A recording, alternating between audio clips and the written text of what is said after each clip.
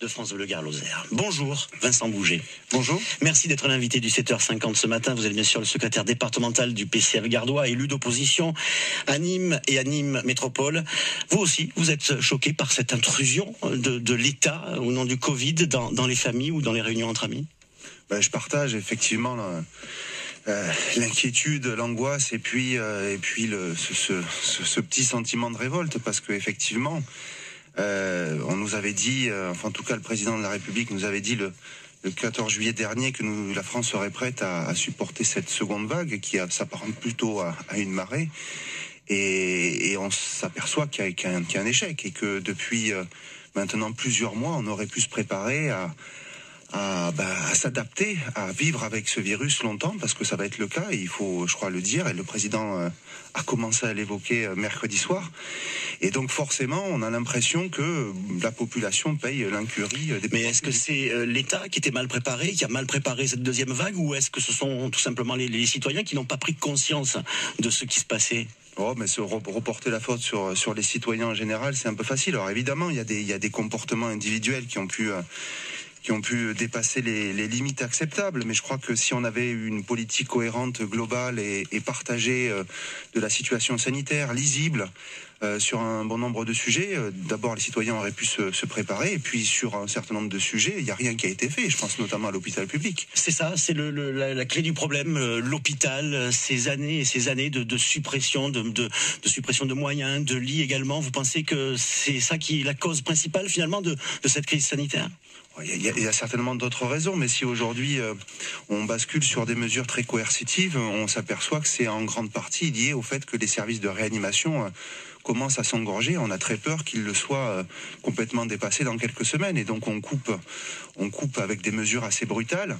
Mais aujourd'hui, effectivement, 100 000 lits sur les 20 dernières années, encore 3 400 lits en 2019. Il y a encore des menaces de suppression dans certains endroits, encore aujourd'hui.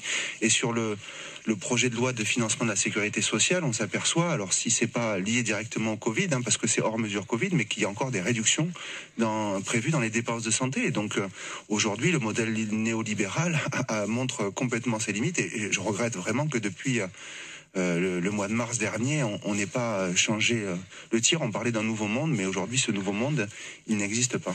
Alors, il s'agit bien sûr d'allier la lutte contre une crise sanitaire et une crise sociale également. De ce point de vue-là, est-ce que vous pensez que l'État, là encore, n'en fait pas assez avec le chômage partiel, avec les aides spéciales qui sont distribuées à la fois au printemps et qui vont l'être à nouveau dans les jours, les semaines qui viennent?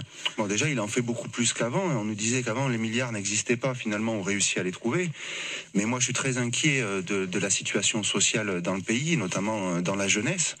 Et le cafouillage sur la question de l'aide à tous les bénéficiaires des APL qui devaient bénéficier aux jeunes est d'ailleurs révélateur. Et aujourd'hui, beaucoup d'étudiants qui doivent travailler sont privés de sources de revenus, ne trouvent plus de boulot pour financer leurs études. Donc on est dans une situation sociale, on attend, très difficile, on attend, je crois, 1 million de pauvres en plus sur cette année.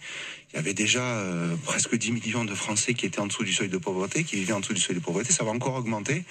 Et je crois que si on veut lutter efficacement contre une épidémie, on a besoin d'être fort, et c'est difficile. Et quand vous entendez le président mercredi soir, il a dit, on est le pays d'Europe qui distribue le plus d'aide sociale, qui est venu avec notamment le système du chômage partiel, le pays d'Europe qui en a fait le plus finalement pour éviter cette crise sociale, pour éviter les licenciements. Qu'est-ce que vous répondez? Vous n'êtes pas d'accord avec cet argument?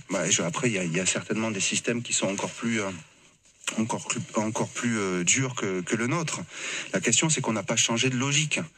Et aujourd'hui, notamment, je reprends cet exemple de la jeunesse. On parlait d'un RSA pour les jeunes, on parlait et peut-être d'un revenu étudiant qui permettrait aux jeunes de faire leurs études.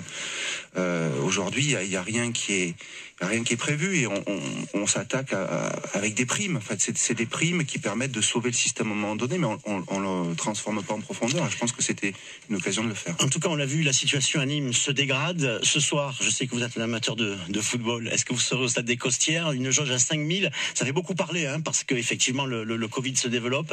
On a laissé faire ce match. Ça ne vous choque pas? C'est difficile à savoir, parce que moi, je serai au stade ce soir. J'y suis pas allé beaucoup cette année, mais j'y serai ce soir. Je me sens moins en insécurité dans un stade en plein air avec les mesures barrières que dans ma salle de classe pendant toute une demi-journée ou une journée avec 30 élèves qui s'entassent. Et là encore, je crois que c'est la cohérence et la lisibilité des décisions qui sont prises qui a du mal à passer. On permet toujours aux gens de s'entasser dans les transports en commun, aux gens d'aller travailler. Il n'y a rien qui a été prévu aujourd'hui pour limiter les risques de ce point de vue-là. Et d'un autre côté, on tue la vie sociale. Et ça, je pense que c'est très dangereux. Manque de cohérence, donc un constat d'échec dans cette politique face au Covid. Merci d'être venu nous en parler ce matin. Vincent Bouget, je rappelle que vous êtes secrétaire départemental du Parti communiste. Et je rappelle que cette interview est à réécouter sur francebleu.fr.